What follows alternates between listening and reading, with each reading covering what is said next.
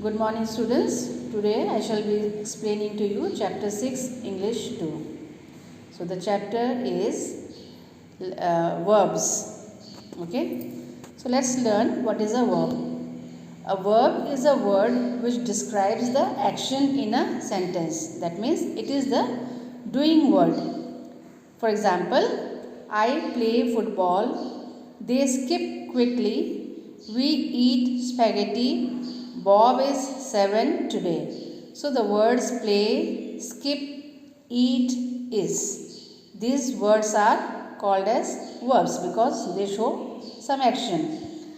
Now, but if you look at the book, according to a book, a verb is a word that says something about a noun or a pronoun. Okay. So we shall continue in that way. Now, we have to learn the types of verbs. So, there are two types of verbs, two kinds. They are transitive verb and intransitive verb. Now, we shall go in detail. Okay. So, if you see transitive verb, it needs an object. For example, I bought a car. So, bought is a verb and that is a transitive verb. A car, that is a direct object. Now, you buy something. So, that is an object. What did you buy? A car. Okay. You just can't say I bought. It becomes incomplete or incorrect. You need a direct object after a transitive verb. So, in this example, buy. Buy is a transitive verb. Now, if you follow the book, you will be understanding little more elaborately. I will explain to you about the transitive verb, intransitive verb again. Now, transitive verb. Verbs that need objects to complete the meaning are called transitive verbs. A transitive verb takes an object. Some verbs take two objects, that is, direct object and indirect object. Direct object is directly governed by the action of the verb. It answers the questions what or whom, and it is usually an inanimate thing. Okay. Indirect object is indirectly governed by the action of the verb. It answers the question to whom or for whom.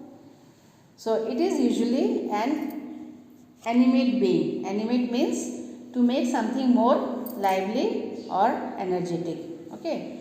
Some of the verbs that take two objects are bring, ask, give, write, teach, show, send, leave, tell, sell, buy, pay, show, etc.